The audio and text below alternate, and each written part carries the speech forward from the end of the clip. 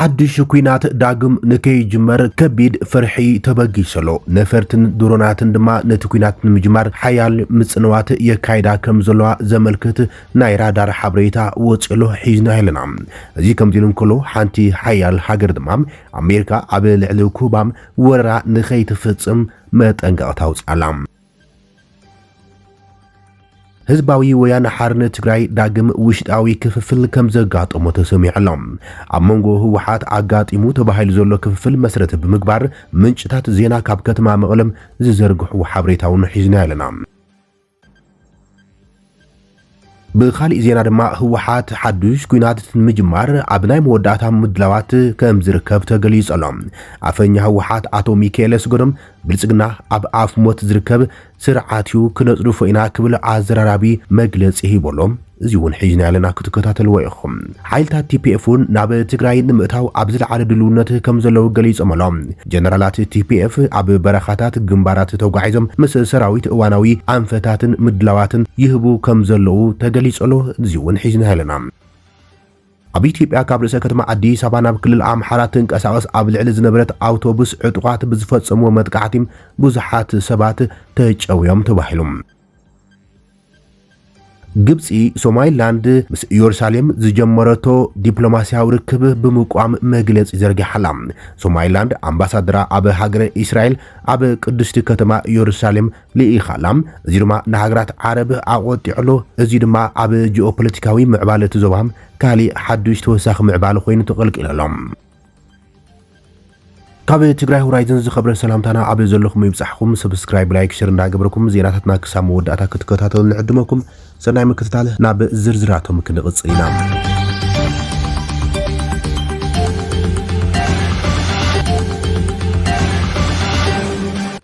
ዳግም ሓዱሽ ኩናት ንኸይውላዕ ከቢድ ፍርሒ ነጊሰሎም ነፈርትን ድሮናትን ድማ ንቅድመ ምድላው ኩናት ምጽንዋት ሓበሬታ ጀሚረን ኣለዋ ተባሂሎም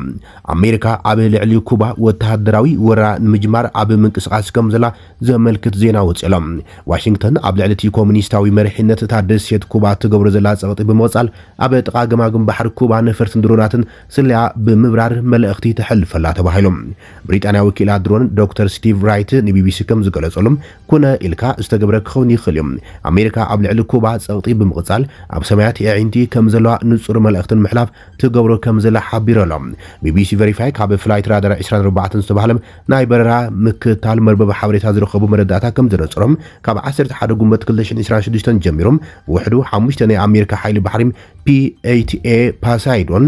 ናይ ስለያ ነፈርትን 3 MQ-4C ትራይተን ናይ ስለያ ድሮናትን ኣብ ውሽጢ ካሪቢያን ኣብ ጥቓ ኩባ ክንቀሳቐሳ ጸኒሕሉላ ገሊአን ነፈርቲ ካብ ደሴት ክሳብ 80 ኪሎ ሜትር ዝቐርብ ርሕቀት በሪረን እየን ተባሂሎም ወተሃደራዊ ነፈርቲ ኩሉ ግዜ ቦተን ኣይስሕታን እንትኾነ ንገሊኡ ክፋል ናይቲ በረራ ጥራይ መለለይ ቦተን ስለ ዘካፍላ እቲ ናይ በረራ ምክታል ዳታ ብዛዕባ እቲ ኣሜሪካ ኣብ ጥቓ ኩባ ትገብሮ ዘላ ምንቅስቓስ ሙሉእ ስሊ ክህብ ኣይክእልን ተባሂሎም እዚ ስርሒታት ነፈርቲ ዝመጽእ ዘሎ ዋሽንግተን ኣብ ልዕሊ ዛ ናይ ካሪቢያን ሃገር ናይ ነዳዲ ዕጽዋ ካብ ተንብር ጀሚሮም ኣብዘን ዝሓለፈ ኣዋርሕ ኣብ መንጎ ኣሜሪካን ኩባን ዘሎ ወጥሪ ብሩኢ ድሕሪ ሙሳኺም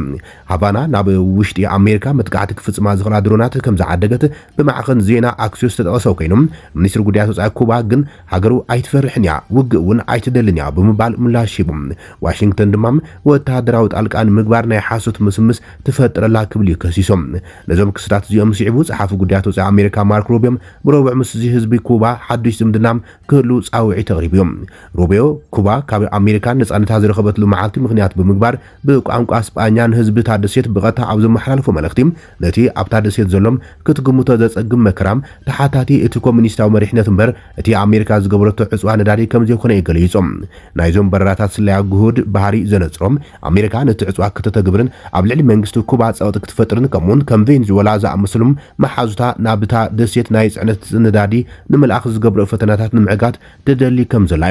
በዚ ምኽንያት ዝተፈጠረ ናይ ነዳዲ ቅልውላም ናብ ዓበይቲ ምቁራጽ ሓይሊ ኤሌክትሪክ መሪሑን ኣብ ኩባ ድማ ተቃውሞታት ኣበጋጊስነሎም ፕሬዚደንት ኣሜሪካ ዶናልድ ትራምፕ ነቲ ኮሙኒስታዊ ስርዓት ውዕል ክገብር ብርቱዕ ጸቕጢ ይገብረሎም ልክዕ ከምቲ ኣብ ቬኔዙዌላ ዝገብሮ ይድክእቱ ከም ዝኽእል እውን የፈራርሑ ዘሎም ቢቢሲ ቨሪፋይ ብመሰረት ዳታ ፍላይት ራዳር 24 ሓንቲ ነፋሪት ብ11 ጉንበት ክሳብ ደቡብ ደቡባዊ ኩባ 80 ኪሎ ሜትር ዝቐርብ ርሕቀት ዝበፅሓትሉ ሓዊሱም ብሓይሊ ባሕሪ ኣሜሪካ ዝተገብሩም ሓያሎ በረራታት ናይ ፒ8 ፖሳይዶን ናይ ስልያ ነፈርቲ ተኸታቲሎም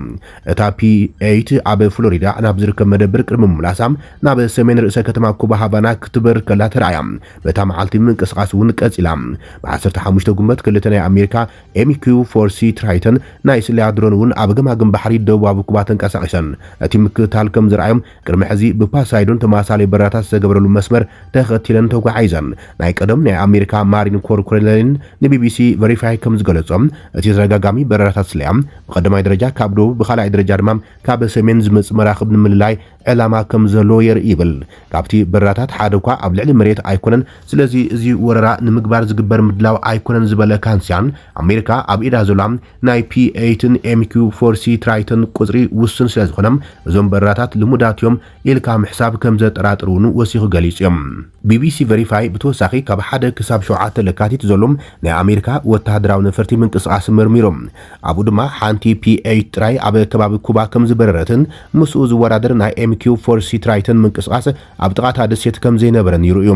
ይኹን እምበር ናይ ኣሜሪካ ሓይሊ ኣየር አርሲም 135 ቪ ሪቨርስ ጆይንት ናይ ስልያ ነፈርቲ ኣብቲ እዋን እቲ ክልተ ግዜ ነታ ደሴት ዜራታያ ናይ ድሮን ኪላ ስቲቭ ራይት ንቢቢሲ ከም ዝገለጸሎም እቲ ናይ ድሮን በረራታት ስልያ ብብዙሕ መዳዩ ቬኔዙዌላ ነቲ ናይ ነዳዲ ዕፅዋ ንምስባርን ናብ ኩባ ነዳዲ ንምልኣኽን ዝገብሮ ተፈተነታት ንምዕጋት ዝዓለሙ ይብል ካብ ጃንስ ተባሃለ ናይ ምክልኻል ስልያ ትካል ዝመጹ ሓበሬታት እውን ተመሳሳሊ ግምጋም ዝሃቡ ኮይኖም ካብ ለካቲት ጀሚሮም ሓፈሻዊ ናይ ኣሜሪካ ስልያን ምክትታልን በረራታት ከም ዝወሰኸ ገሊጾም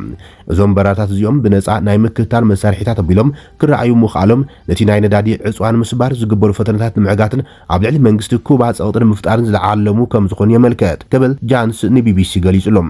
እዚ ከምዚ ኢሉ ከሎ ድማ ቻይና ኣሜሪካ ንኩባ ንምውራር ጸቕጢ ንምፍጣርን ምፍታናም ደው ክትብል ኣተሓሳሲባ ቻይና መጠንቀቕታ እትህቦ ዘላም ቤት ፍርዲ ኣሜሪካ ንወዲ 94 ዓመት ፕሬዚደንት ኩባ ነበር ራውል ካስትሮ ድሕሪ ምኽሳስ እዮም ኣብ ልዕሊ መራሒ ኩባ ነበር ዝቐረበ ክሲ ዜጋት ኣሜሪካ ንምቕታል ውዲት ንምፍጻምን ካልእ ምስ ቅድሚ 30 ዓመታት ኣብ መንጎ ኩባን ፍሎሪዳን ክልተ ነፈርቲ ምውዳቕን ዝተኣሰር ክስታት ዘጠቓልል እዮም እቲ 4 ሰባት ዝሞትሉ ፍጻመ ዲፕሎማስያዊ ዝምድና ክልቲና ሃገራት ናብ ከቢድ ደልሃመ ተእትዮም ፕሬዚደንት ኣሜሪካ ዶናልድ ትራምፕ ኮሙኒስታዊ መንግስቲ ኩባ ክወድቕ ከም ዝደልዩ ገሊጾም ወሃቢ ቃል ሚኒስትር ጉዳያት ወጻኢ ቻይና ጋኦ ዲያኮን ኣሜሪካ ንኩባ ኣብ ዝረኸበቶ ኣጋጣሚ ምጽራፍ ደው ክትብሎ ይግባእ ኢሎም ቻይና ንኩባ ብጽኑዕ ትድግፋ ቤጂንግ ብናይ ደጋ ሓይልታት ኣብ ልዕሊ ኩባ ዝኾነ ይኹን ጸቕጢም ትቃወምን ተቐባልነት ኣይትህቦን ኢሎም እቲ ወሃቢ ቃል ወሲኹም ኣሜሪካ ንኩባ ንምፍራሕን ጸቕጥን ምፍጣርን እግራታትን ሕጋዊ ኣገባባትን ምጥቃም ደው ክትብል ይግባእ ኢሎም ቻይና ንላዕላውነትን ክብርን ኩባ ከም ትድግፍን ብናይ ወጻኢ ሓይልታት ምትእታው ከም ትቃወምን ድማ መርገጽያ ኣፍሊጣላ ሕዚ ድማ ካብ ከተማ መቐለ ርእሰ ከተማ ትግራይ ዝወፀ ኣዘራራቢ ዜና ህወሓት ክንነግረኩም ምንጭታት ሓበሬታ ህወሓት ዳግም ውሽጣዊ ክፍፍል ከም ዘጋጥሞ ኣስሚዖም ድሕሪ ቅድሚ ዓመት ኣብ መንጎ ብደብረጽዮን ዝምራሕን ብጌታቸው ዝምርሑን ኣባላት ማእኸላይ ኮሚቴ ህወሓት ዘጋጥሞ ምክፍፋል ተዓዊተሉ መሪሕነቱ ተንጠባጢቡ ጉባኤ ዘካየዶም ብዶክተር ደብረጽዮን ገብረ ሚካኤል ዝምራሕ ህወሓት ዳግም ናብ ስልጣን ምምላሱ ኣብ ዝኣወጀሉ ቅነም ውሽጣዊ ምፍንጫል ኣጋጢሞ ከም ዘሎም እቶም ፍልፍላት ዜና ሓቢሮም ኣሎም ኣብ ውሽጢ ፈጻሚ ስራሕ ጉጅለ ህወሓት ዝተፈጥረ ሓያል ምክፋል ምስሓብን ምቕጻል ደብረጽዮን 5/4 ማለት እውን ብዝኾነ ጸቢብ ኣፋላይ ድምጽ ሒዞም ይቕጽሉ ከም ዘሎ ውሽጣዊ ምንጭታት ኣረጋጊጾም ኣሎም እቲ ናይ ድምጽ ፍልሊ ሕቶ ገምጋምን እቲ ኣኺባም ናብ ገምጋም ኣብ ዝተሰጋገረሉ እዋን ክልተ ተጻረርቲ መርገጽ ዘሎም ሓሳባት ቀሪቦም ኣሎም ጉጅለ ተኽላይ ዝበሃሎም ናይ ሕሉፍ መኸተ ታሪኽ እውን ብዝርዝር ክግምገም ከም ዘሎም ዝብል ሓሳብ ዝሓዝዮም ተባሂሎም ጉጅለ ደብረጽዮን ድማ ናይ ሕሉፍ መኸተ ኣይሰርሕን እቲ ገምጋም ካብ ኽዚ ጀሚሩ ብዘሎ ጥራሕዮም ክኸውን ዘሎ ብምባልዮም ተኻቲዖም ይብሉም እቶም ምንጭታት ዜና ኣብ መወዳእታ ብዝተገበረ ናይ ድምጽ ብልጫ እቲ ግምጋም ካብ ሕዚ ጀሚሩ ብዘሎ ጥራይ ክኸውን ዝብል ናይ ጉጅለ ዶክተር ደብረጽዮን ሓሳብ ብ5 ድምጽ ሲዒሩ ይብሉም በዚ መሰረት ጉዳይ መኸተ ከይጻሪን ልዕልንኡ ሒዙ ክኸይድን እቲ ጉጅለ ከም ዝወሰነ ዘመልክት ሓበሬታ መካፊሎም ዘሎም እቶም ፈለጥቲ ውሽጢና ዝብሉ ምንጭታት ዜና ኣብ ልዕሊ ውልቀ ሰባት ዝቐረቡ ብርቱዓት ነቐፌታት እውን ኣለው እዮም ዝብሉ እቶም ምንጭታት ዜና እቲ ገምጋም ሓያልን ትርር ዝበለን ነቐፌታ ሓበሬታት ዝተሰማዓሉ ከም ዝኾነን ብፍላይ ኣብ ልዕሊ መንጀሪኖም ከባቢያውነት ወይ ድማ ቀቢላውነት ምስ ነዳዲ ዝተኣሳሰሩ ዝጠፋፈ ሎጂስቲክስ ንውድብ ምብታን ዓቕሚ ዘይምህላውን ዓፋናይነት ምጉጃልን ዝብሉ ጥንክር ዝበሎም ነቐፈይታት ቀሪቦሙላ እዮም ይብል። ኣብ ልዕሊ ዶክተር አብርሃም ተኸስተ ድማ ምጥፋዕ ገንዘብን ወርቅን ህረፍ ስልጣን ምስ ጸላኢ ብዘሎ ርክብ ተጠቒምካ ንኣሜሪካ ናብ ስድራ ቤት ከም ድሌትካ ምምላስ ዝብሉም ከበድ ክስታት ቀሪቦሙሉ ይብሉ እቶም ምንጭታት ዜና። እዚ ተፈጢሩ ዘሎ ንጹር ምጉጃል 5-4 ኮይኖም ብወገን ሓሳብ ዶክተር ደብረጽዮን ዘሎም ዶክተር ደብረጽዮን ወይዘሮ ፈትለወርቅ ኣቶ አማኒኤል አሰፋም ዶክተር አብርሃም ተኸስተ ዶክተር ረዳኢ በርሀ ከም ዝኾኑን ብወገን ማለት እውን ተጻራሪ ሓሳብ ዝሓዙ ድማ ኣቶ ተክላይ ገብረመድህን ዶክተር ሰሎሞን ኬዳንም ወይዘሮ ሊያ ካሳ ዶክተር ፍስሐ ሃብተጽዮን ይርከብዎም። ቀጻላ አንፈት ተኣኺባ እንታይ ይመስል ዝብል እንትገልጹ እቶም ምንጭታት ዜና እዚ ናይ ፈጻሚ ጉጅለ ኣኼባ ምስተዛዘመም ቀጥታ ናብ ማእኸላይ ኮሚቴ ክሰጋገር ኢሎም ኣብዚ ሕዝዋን ብልዕሊ ኮርታ ዓጅቦም ዘለዉ በዓል ዶክተር ደብረጽዮን ገብረ ሚካኤል ዝመርሕዎ ህወሓት ነቶም አንጻር ዘለዎ ኣባላት ናይ ምብራን ምእጋድን ሰፊሕ ምንቅስቃስ ሒዞም ይንቀሳቀስ ከም ዘሎ ዝሓበሩ እቶም ምንጭታት ዜና ካብ ከተማ መቐለም እዚ ኣኼባ እዚ ንህዝቢ ትግራይ ናብ ካልእ ዝገደደን ሓደጋን ብርሰትን ዘእቱ እዩ ክብልዮም ስግኣቶም ገሊጾም ዘለዉ ብምባልዮም ነቲ ሓበሬታ ኣካፊሎም ዘሎም እዚ ከምዚ ኢሉ እንከሎ ድማ ወሃብ ቃል አቶ ሚካኤል ስጎዶም ስርዓት ብልጽግና ኣብ ኣፍሞት ዝርከብ ናይ ዕራርቦ ስርዓት ክብል ገሊጽዎሎም ሚካኤል ስጎዶም ኣብ ማሕበራዊ መራኸቢታት ወይን ጋዜጣ ኣብ ዝተዘርግሐ ብቪድዮ ዝተሰነየ ሓበሬታ ሓድሽ ኩናት ንምጅማር ምድላዋት ብወገኖም ይገብሩ ከም ዘለው ዘመልክት ሓበሬታ እዩ ኣቃሊዑ ዘሎም ወሃብ ቃል ቤት ጽሕፈት ውሓት ዝኾነ ኣቶ ሚካኤል ስጎዶም ኣብ ፌስቡክ ገጹን ምስ ጋዜጣ ወይን ኣብ ዝገበረ ቃለ ምሕትትን እቲ ወድዓዊ ኩነታት ግዜን ይኣክል ስለ ዘሎ ብምባል ዝገለጾም ኣገላልጻ ድማ ኩናት ኣብ ቀረባ እዋን ንምጅማር ኩሉ መድያዊ ምድላዋት ይገብሩ ከም ዘሎም ዘርኢ ኮይኑ እዩ ተቐልቂሉ ዘሎም እቲ ኣፈኛ ህወሓት ኣብ ዝሕዝዋን ጸላኢ ዝበሎ ብልጽግና ተደናጊጹ ከም ዘሎን ኩናት ንምጅማር እቲ ዝተመቻቸወ ግዜ ከም ዝኾነ ብምግላጽ እዩ ኣዘራራቢ ዝኾነ ብድምጽን ምስልን ዝተዘርግሐ መልእኽቲ ኣሕሊፉ ዘሎም እዚ ከም ሲሉን ከሎ ድማ ኣብ ሓራ መሬት ዝንቀሳቀሱ ዘለዉ ሓይልታት ቲፒኤፍ ብዝተፈላለዩ አንፈታት ትግራይ ናብ ትግራይ ንምእታው ይንቀሳቀሱ ከም ዘለዉ ዜና ወጽሎም ኣዘዝቲ ሰራዊት ቲፒኤፍ ዝኾኑ ጀነራላትን ኮሎኔላትን ድማ ኣብ ዝተፈላለዩ ግንባራት ኸይዶም ምስ ኣሃዱታቶም ኣብ ዝገብርዎ ዘለዉ ርክባት ናብ ትግራይ ንምእታው ኣብ ናይ መወዳእታ ምድላዋት ከም ዘለዉ እዮም ዝገልጹሎም ዘሎም ጀነራል ከበደ ፍቃድን ኮሎኔል በርሀ ባራኽን ወድራያ ኣብ ግንባር ክልቶም ምስ ላዕለዎት ኣመራርሓ ሰራዊት ኣብ እዋናዊ ኩነታት መኺሮም ኣሎም ሰራዊት ንልዕሊ ሓደ ዓመት ክተኣኻኸብ ክውድብን ከጥቅዕ ኣብ ዝኽእለሉ ደረጃ ድሕሪ ምጽንሑም ናብ ትግራይ ከኣቱ ግድን ዝኾነሉ ኩነታት ኢና ንርከብ ብምባል ኣብሪሆም ኣሎም ህዝቢ ይጽበዮም ከም ዘሎ ብምግላጽ ናብ ትግራይ ንምእታው ከም ዝወሰንዮም እቶም ሓለፍቲ ገሊጾም ህዝብና ኣብ ሕሰምን መከራን ስለ ዘሎም ናብ ትግራይ ክነኣቱ ግድን እዩ ዝበሉ እቶም ላዕለዎት ኣመራርሓ ሰራዊት ተመዛባሊ ህዝቢ ንሻድሻይ ክረምቲ ኣብ ኬንዳ ክሓልፍ ስለ ዘይብሎም ናብ ትግራይ ክነኣቱ ግድን እዩ ኢሎም ኣለዉ ተባሂሎም ብሓፈሻ ኣብ ትግራይ ስርዓታዊ ለውጢ ንምምጻም ኣድላይ ብምዃኑ ናብ ትግራይ ክነኣቱ ግድን ኢሎም እቶም ኣዘዝቲ ሰራዊት ቲፒኤፍ ጀነራል ከበደ ፍቃድን ኮሎኔል በርሀ ባራኽን ኣብ ግንባራት ክልቶም ምስ ላዕለዎት ኣመራርሓ ሰራዊት እናተማኸሩ እዮም ቀንዮም ዘሎም ቲፒኤፍ ኣብ ዕላዊ ማሕበራዊ መራኸቢታቱ ኣብ ዘርጉ ሓበሬታ ካብ አዲስ አበባ ናብ ክልል አምሓራ ደብረ ማርቆስ በአውቶቡስ ዝጓዓዙ ዝነበሩ ተጓዓዝቲ ኣብ ሰሜን ሸዋም ብዕጥዋት ተጨውዮም ካብ አዲስ አበባ ናብ ደብረ ማርቆስ በአውቶቡስ ዝጓዓዙ ዝነበሩ ብርክት ዝበሉ ተጓዓዝቲ ብዕጥዋት ከም ዝተጨውዮም አገልግሎት መጓዓዝያ ዝህቡ አካላት ንአዲስ ስታንዳርድ መረጋገጽ ሂቦም እቲ ጭውያ ኣብ ክልል ኦሮሚያ ዞባ ሰሜን ሸዋ ኣብ መንጎ ከተማታት ገብረ ጉራቻን ፊጨን ዓሊ ዶሮ ኣብ ዝተባለ ከባቢ ከም ዝተፈጸመም እቲ ትካል ሓቢረሎም እቲ ፍጻመ ብ11 ጉንበት 2018 ዓመት ምረት ዘጋጥሞ ኮይኖም እቶም ዕጥቋት ነታም ናይ ህዝቢ መጓዓዝያ አውቶቡስ በሓይሊ ዶ ቢሎም ነቶም ተሳፈርቲ ናብ ዘይፍለጥ ቦታም ሒዞምዎም ከይዶም ይብሉ እቶም ምንጭታት ዜና ብመሰረት ሓበሬታት ኩባንያ መጓዓዝያ ብዘይካ 3 ውልቀ ሰባት ሃለዋቶም እቶም 34 ተጓዓዝቲ ክሳብ ሕዚ ኣይተፈለጠን ኢሎም መንነት ናይቶም ነቲ መጥቃዕቲ ዝፈጸሙ ዕጥቋት ክሳብ ሕዚ ንጹር ከም ዘይኮነን ነቲ ፍጻመ ብዝምልከት ድማ ካብ መንግስቲ ወግዓዊ መግለጺ ከም ዘይተዋሃበ ገሊጾም እዚ ሕዚ ካይድ ዘሎ እገዳ ወይ ድማ ዕገታም ኣብ መስመር መጓዓዝያ አዲስ አበባ ደብረ ማርቆስ ንዓበይ ዝኸይ ዘሎም ኩነታት ጸጥታ ዝያዳ ዘጉልህ ከም ዝኾነን ኣብ ተኸባቢ ተማሳሊ ፍጻመታት ከም ስራኤ እቲ ዜና ምልክተሎም ብመሰረት እቲ ኩባንያ ኣገልግሎት መጓዓዝያ ቅድሚ 4 ኣዋርሕ ካልእ ብተማሳሊ መስመር ትጓዓዝ ነበረት ኣውቶቡስ ተሳፈርቲ ጅሆተ ተሓይዞም ብዕጥቋት ተወሲዶም ኣብ ክልላት ኦሮሚያን ኣምሓራን ኣብ ዓበይቲ ጽርግያታት ብተደጋጋሚ ዝፍጸም ዘሎ መጥቃዕትን ዕጽዋን ኣብ ልዕሊ ተጓዓዝትን ሰብ ሞያን መጓዓዝያን ልዑል ፍርሒ ፈጢሮም ህዝባዊ መጓዓዝያን መሰል ምንቅስቓስ ዜጋትን ብኸቢድ ዓንቂፍዎሎም እዚ ኣብ መስመር አዲስ አበባ ደብረ ማርቆስ ናይ መጀመርታ ከምዚ ዓይነት መጥቃዕቲ ከም ዘይኮነም ጸብጻብ አዲስ ስታንዳርድ የመላኽት ኣብ መጋቢት 2025 ኣብ ክልል ኦሮሚያ ዞባ ሰሜን ሸዋ ወረዳ ደገም ኣብ ጥቓ ከተማ ኣሊዶሮም ኣብ ልዕሊ ትንቀሳቐስ ዝነበረት ኣውቶቡስ መጥቃዕቲ ብምፍጻም ልዕሊ 56 ተሳፈርቲ ከም ዝጨወዮም ዕጡቓት እውን ተገሊጹ ነይሮም።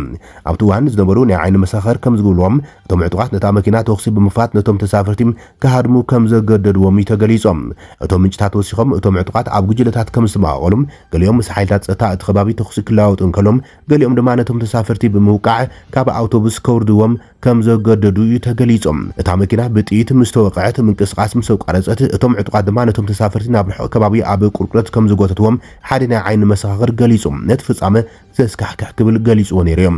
ኣብ ወርሒ ሰነ 2016 ካብ ክልል ኣምሓራ ናብ ኣዲስ ኣበባ ዝጓዓዙ ዝነበሩ ልዕሊ 100 ተምሃሮ ዩኒቨርሲቲ ኣብ ከባቢ ከተማ ገብረ ጉራቻ ተጨውዮም እቶም ሲቪልያን ንኽፍትሑም እቶም ዕጡቓት ካብ ስድሮም ዓብዪ ገንዘብ ሓቲቶም እዮም። ግብፂ ሶማሊላንድ ኣምባሳደራ ናብ እስራኤል ምምዳባ ተቃውሞ ስሚዓ። ግብፂ ኣብ ዝሓለፈ ረቡዕ ሶማሊላንድ ኣብታ ዝተገበጠት ምብራቃዊት ኢየሩሳሌም ዲፕሎማስያዊ ተልእኮ ከም ዝኸፈተት ዘመልክት ዜና ምስ ወፀም ብትሪ ኮኒና ኣላ ካይሮ። እቲ ስጉምቲ ምጥሓስ እግራዊ ሕግን ሕጋዊ ኩነታት ከተማ ዝምልከት ኣገዳሲ ውሳነታት ሕብራት ሃገራት ዝጥሕስ ምዃኑ ገሊፃ። ካይሮ ብሚኒስትሪ ጉዳያት ወፃኢ ኣብ ዘርግሐቶ ወግዓዊ መግለፂ ነቲ ኣብ ኢየሩሳሌም ኤምባሲ ንምቋም ዘይሕጋውን ዝተነፀገን ስጉምቲ ኢላ ዝገለፀቶ ስጉምቲ ሶማሊላንድ ብምኹናን ከምዚ ዓይነት ስጉምታት ነቲ ብዓለም ደረጃ ተፈላጥነት ዘሎም ሕጋውን ታሪኻውን ደረጃ እታ ዝተገበጠት ዝበለታ ከተማ ፍልስጤም ብቐጥታ ዘዳኽም ምዃኑ ኣስሚሩልዮም።